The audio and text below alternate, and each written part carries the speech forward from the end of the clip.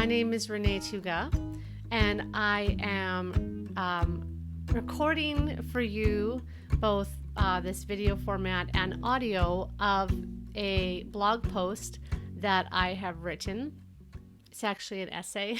I don't know when I'm going to stop calling them posts, and I have to kind of transition to calling them essays. Anyways, this is a essay that I have published on my blog, and you can find the link to that below. This is actually the sixth essay in a series of essays that are part of a political series that I've been writing through on my blog. Just for some context, for people watching this video, I write in the past, it has been a largely memoirist lifestyle blog, but my writing has taken a shift in recent years just because of things happening culturally and politically, and me trying to understand my own experience in those shifts. And so I'm trying to understand not just my own experience, but my own experience in the context of the larger cultural moment. And I'm writing my way to a type of understanding. This is a blog post or an essay nested in a larger series called Why Have You Become So Political? And so I'm going to basically in this video read for you that essay, or you can read it for yourself, and the link will be below. So thanks for being here, and here we go. It takes one to know one: dogma, heresy, and fear. Welcome back to my political series. This is the sixth post in the Why Have You Become So Political blog series. My last post in this series, published fall 2022, explained my political orientation as a complicated or nuanced lefty, and how I got here from my conservative upbringing. I parsed the difference between left, liberal, and progressive. I brought in the voices, literally audio recordings of cultural critics, medical doctors, journalists, philosophers, and scholars to support my conclusion that the pandemic, at least in Canada, provided a huge reveal of the authoritarianism of the left. And I talk about the disorientation this caused in my life. I thought the next place to take the series was to discuss the ongoing manufacture of consent in society that primed us for the aggressively conventional-minded pandemic response. But I realized that before I could talk about this, if in fact I do decide to go on to write about that, I needed to talk about dogma and heresy, and how these tools of control extend well beyond the bounds of religious belief, where I used to think of them primarily residing. Religion, as adherence to a particular ideology with doctrines, orthodoxy, iconography, and practices of belief, does not only reside in what we commonly think of as religions. For example, Christianity, Islam, Judaism, Sikhism, etc. Identifying these impulses and practices operating in the supposedly a-religious culture at large has helped me understand this cultural moment. To be clear, understanding dogma, heresy, and what constitutes religion do not form the entire picture or framework for understanding what's happening in our culture and in our politics, but it's a piece that helps put the puzzle together. One of the gifts of my own religious deconstruction is the ability to see religious fervor and behavior in the broader culture and in supposedly a-religious spaces, having already identified and worked to detangle myself from dogma, orthodoxy, and heresy in my own spiritual practice and beliefs. It takes one to know one is an apt phrase for this experience. In other words, it takes someone who used to believe and profess particular dogma to see it in other people when they then. Let's start with dogma. There are colloquial, philosophical, and theological ways of defining the terms dogma and heresy. These words have very particular meanings within the Catholic faith, for example. I'm writing this at the broader cultural level. I'm not focusing on what these words mean within specific contexts, but what they mean in common, non-sectarian parlance. Here's my definition of dogma for the purposes of this writing. Dogma is a point of view or tenet put forth as authoritative that exists beyond debate and discussion. Unlike empirical scientific understanding, which is always open to being proved wrong by new evidence, dogma asserts this is how it is, often appealing to an external authority. Basically, any idea that is incontestable to someone is dogma. Like Wikipedia says, quote, dogma in the broad sense is any belief held unquestioningly and with undefended certainty, end quote. So how is dogma different from belief? Again, I'm going to keep this differentiation at the colloquial level. For now, I'm going to use the definitions from the WikiDiff site. Quote, as nouns, the difference between belief and dogma is that belief is mental acceptance of a claim as likely true, while dogma is an authoritative principle, belief, or statement of opinion, especially one considered to be absolutely true, regardless of evidence or without evidence to support it. End quote. Also from that same site, the definition of belief is, quote, faith or trust in the reality of something, often based upon one's own reasoning, trust in a claim, desire of actuality, and or evidence considered, end quote. The dogmas I have been most familiar with are religious. In other words, doctrines claimed as infallible by religious authorities. In my Protestant experience, usually these dogmas were related to the Bible and how the Bible should be understood. The religious teaching of my childhood was not, this is what we believe, and there are other people whose beliefs are of equal value. It was, this is authoritatively true, and the Bible was the evidence to back those claims. Maybe all religions are like this, but the religion of my childhood claimed truth more than belief, by which I mean beliefs were given as irrefutable. To say this is our belief contains an explicit recognition there are other beliefs.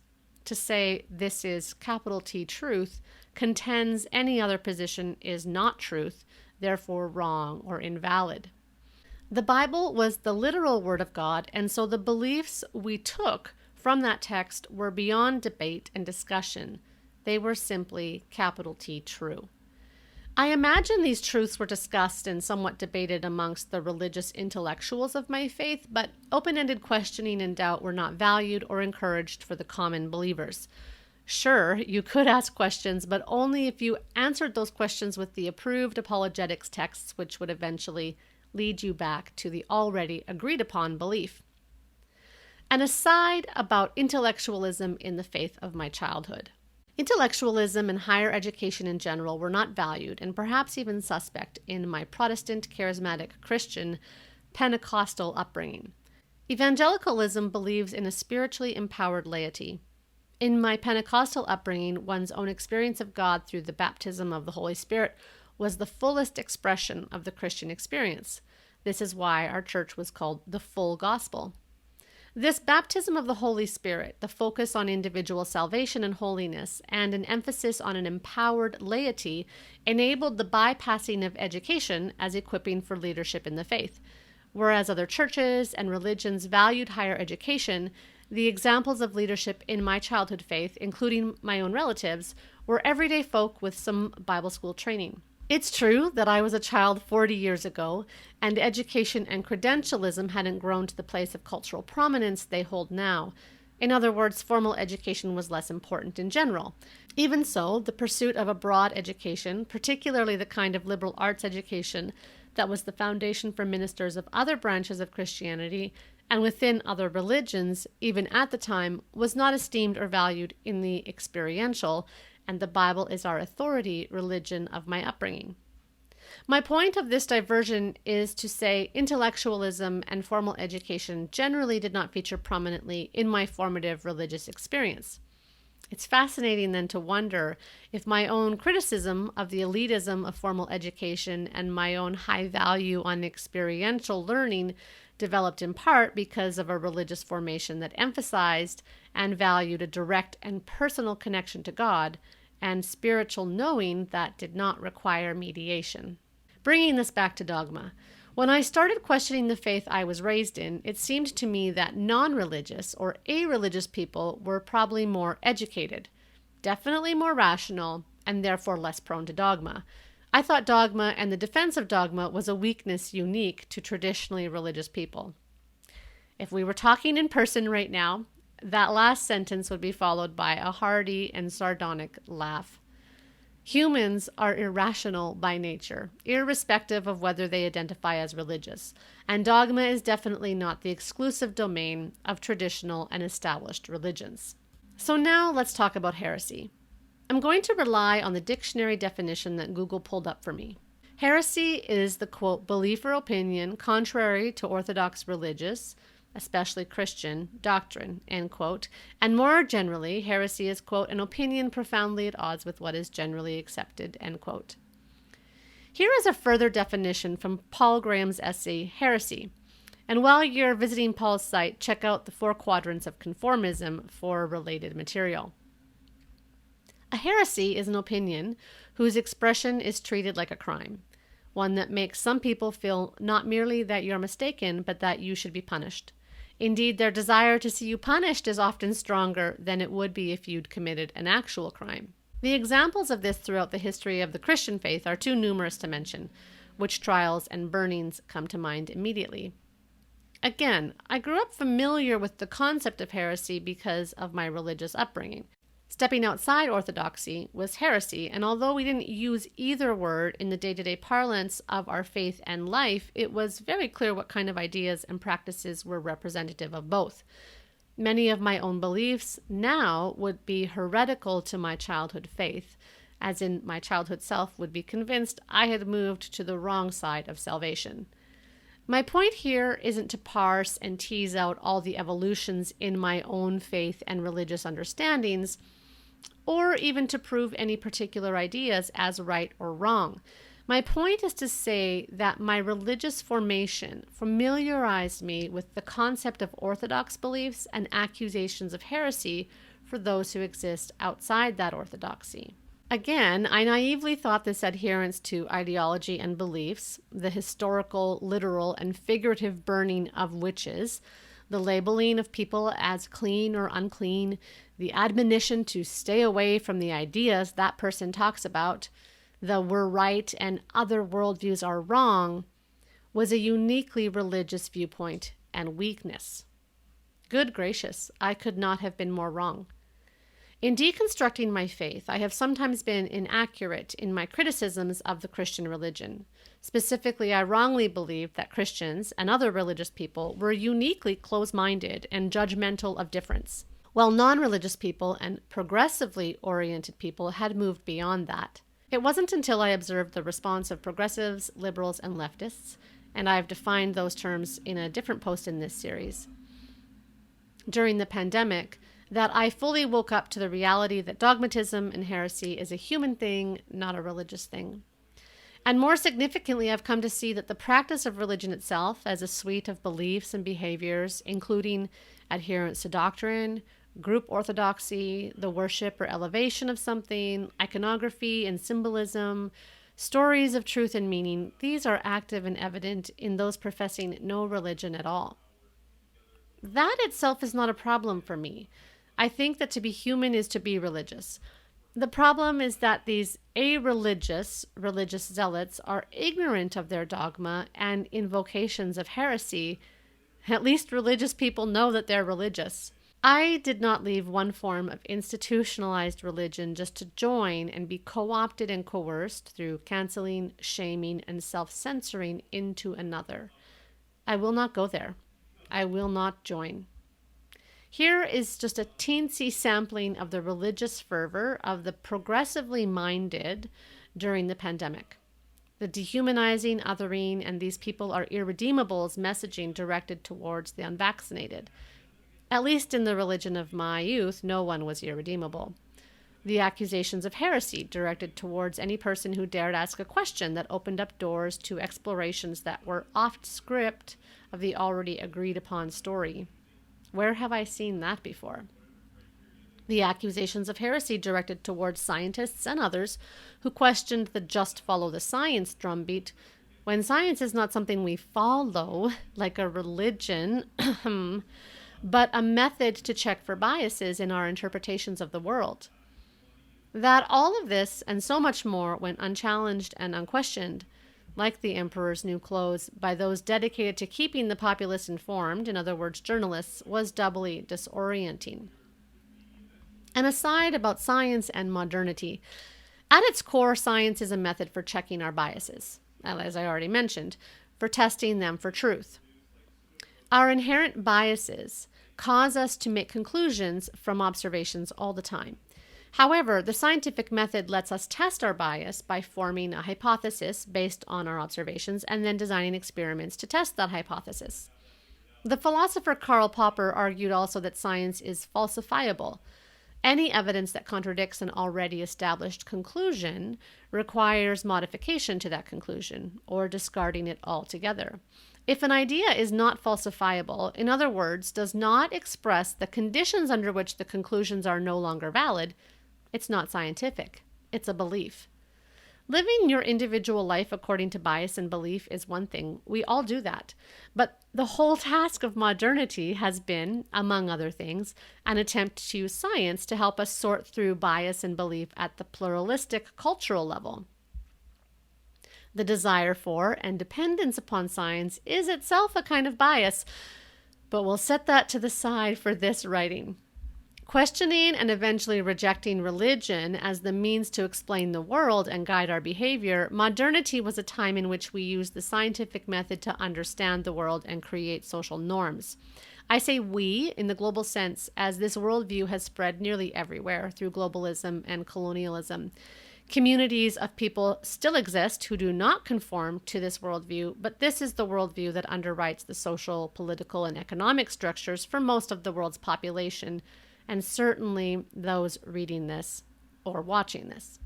In its true practice, science is always open to question and disproving. It's prefaced with, as we know and understand now, subject to data that disproves this. To say otherwise moves science into the territory of belief.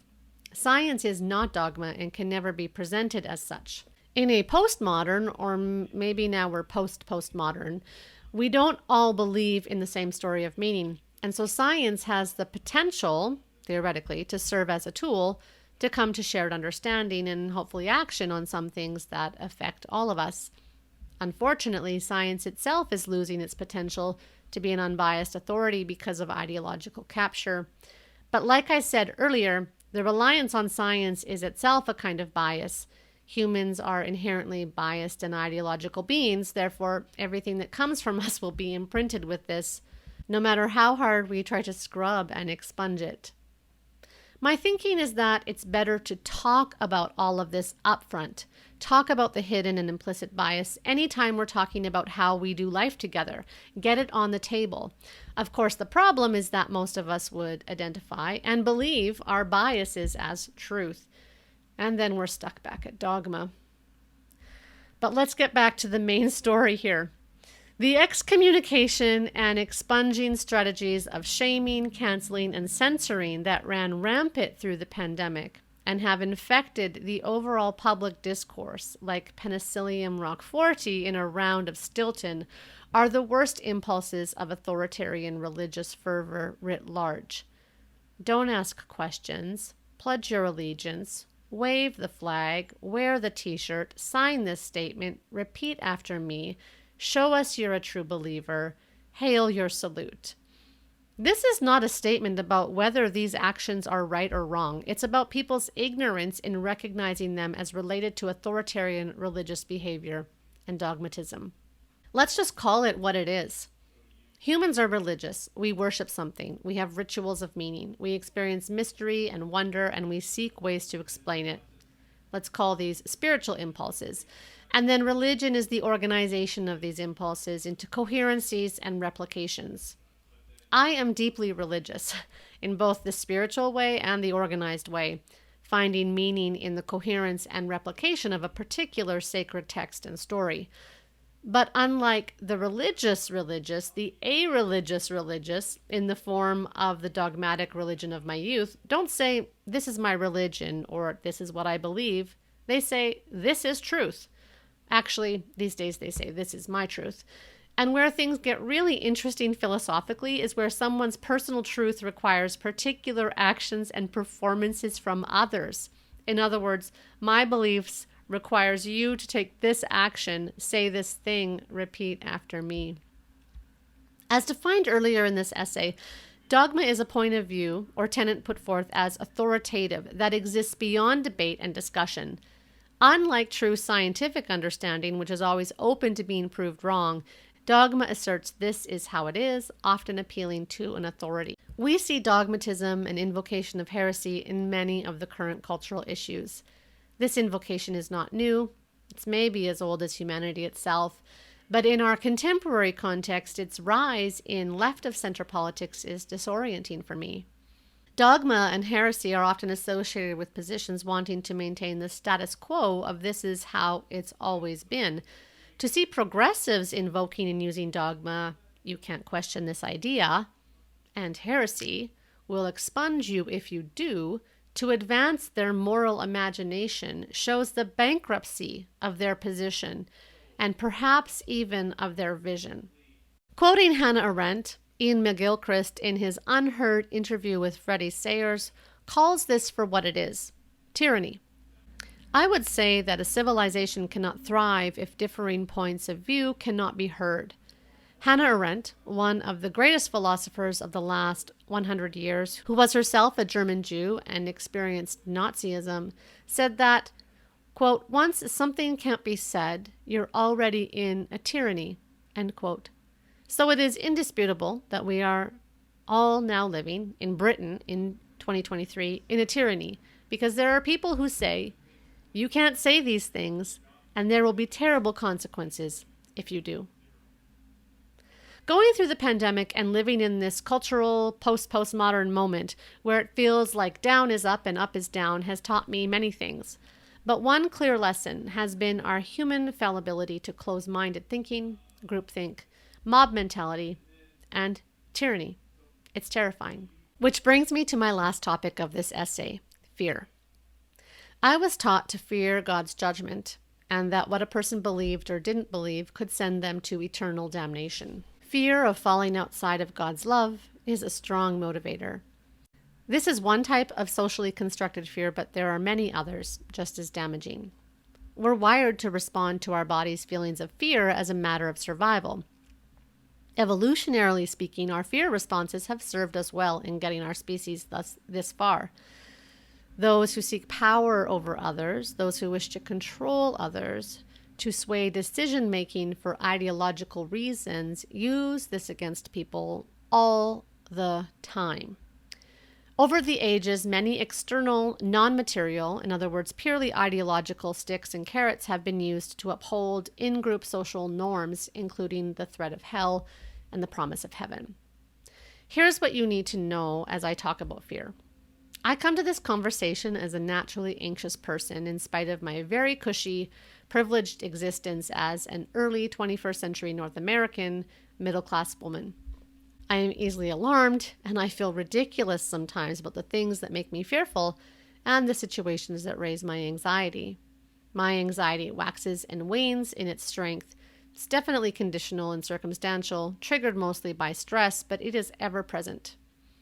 I'm not going to put myself on the couch in this essay. I'm not going to analyze the source or discuss therapeutics or practices to manage anxiety.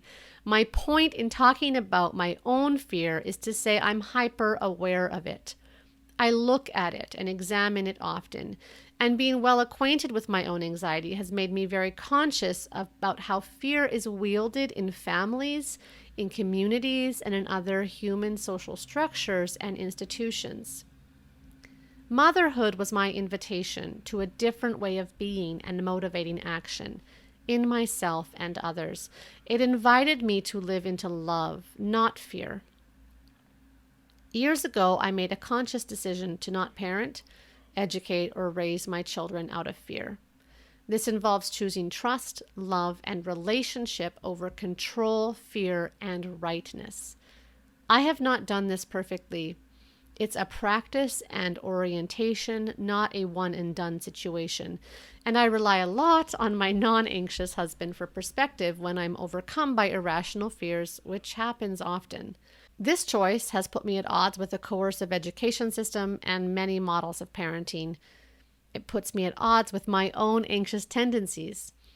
For a long time, it put me at odds with my own religion and meant I had to deconstruct it all to see if something remained at the core that would allow me to be a person of faith and live in love, not fear.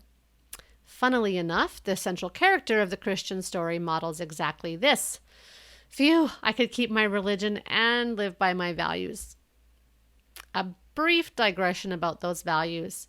My values, which I seek to align with my religious practices and vice versa, were formed by the Christian religion's emphasis on fundamental human worth and dignity, a presupposition that underwrites all facets of Enlightenment-inspired liberalism, which all of Western culture is steeped in. In other words, that I even have the freedom to deconstruct my own religion is partly due to the fact that we're swimming in the waters of a Christendom-built society and culture that, despite all its numerous failings and faults, and also notable decline, spread the baseline belief in human dignity and freedom that underwrites all our institutions and is implicit in modern and postmodern values.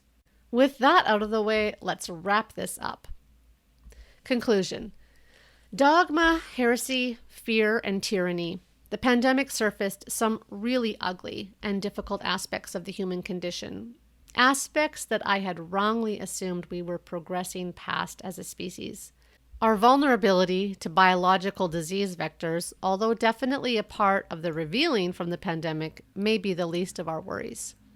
There is a craving for certainty that underwrites dogma and heresy, the certainty of rightness, the desire to secure particular outcomes, for example, heaven. It sets us on a quest to establish the exact borders of truth and knowledge. Living dogmatically and calling heretic on those with different opinions is a way of delineating or indicating the exact position of truth to avoid the discomfort and fear of uncertainty.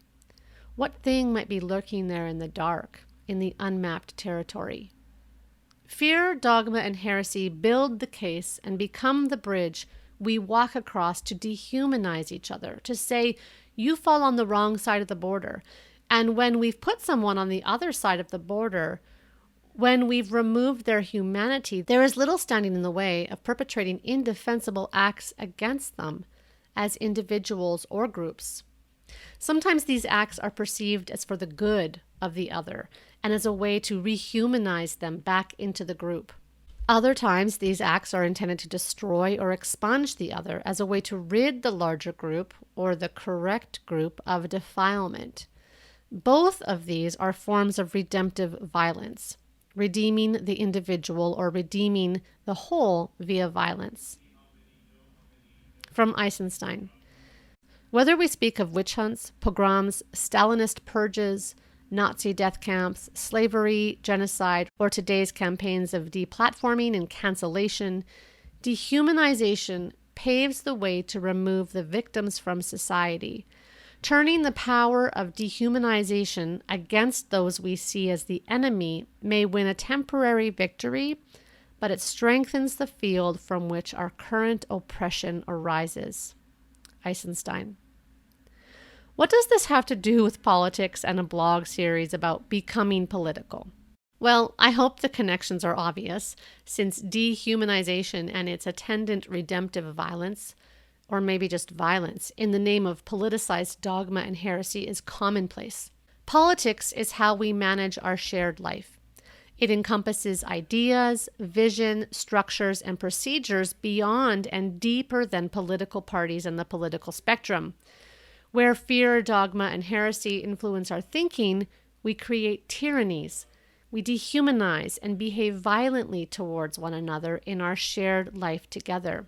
Lastly, I remind you that the whole reason I started writing a series to explain why I've become so political is because of the incredible disorientation of observing this dehumanization and violence of the last few years in unexpected places.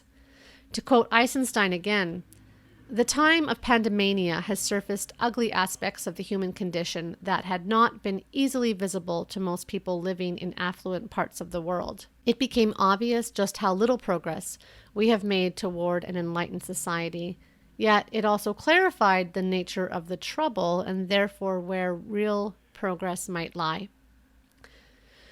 We are nearing the end of this series, thank goddess. I wrote the base ideas for this series last April, so that was April 2022. 17 months later, I would really love to wrap this up. I originally intended to land this series with some thoughts, collected like herbs in a basket, around where real progress might lie. That capstone piece, my working title, Power, Pathways, and Possibilities, is drafted and I have hopes to publish it.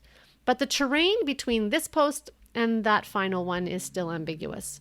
Because like I've said many times, these ideas are big and have taken me to the edge of what I understand and can articulate. And even when I feel I've acquired a nugget of understanding, I know that what I don't far outweighs what I do. And so how the heck can I write anything? How this series wraps up remains to be seen. And if you've gotten this far in this essay, in this video, in this series, wow and thanks. At this point in the essay, I have 2 footnotes and a litmus test for dogmatism. The footnotes reference the section on intellectualism, higher education, and Christianity, and more specifically evangelicalism. If you're interested in that, you can check out the footnotes in the text version of this essay. Following that is a litmus test for dogmatism. And these are questions that were articulated by Megan Phelps Roper in the last episode of her podcast, The Witch Trials of J.K. Rowling. And I think they are very good questions for examining your own beliefs for dogmatism and tyranny. And so here are those questions. Are you capable of entertaining real doubt about your beliefs? Or are you operating from a position of certainty? Can you articulate the evidence you would need to see in order to change your position? Or is your perspective unfalsifiable? Can you articulate your opponent's perspective in a way that they recognize? Or are you straw-manning? Are you attacking ideas or attacking the people who hold them? Are you willing to cut off close relationships with people who disagree with you, particularly over small points of contention? And are you willing to use extraordinary means against people who disagree with you?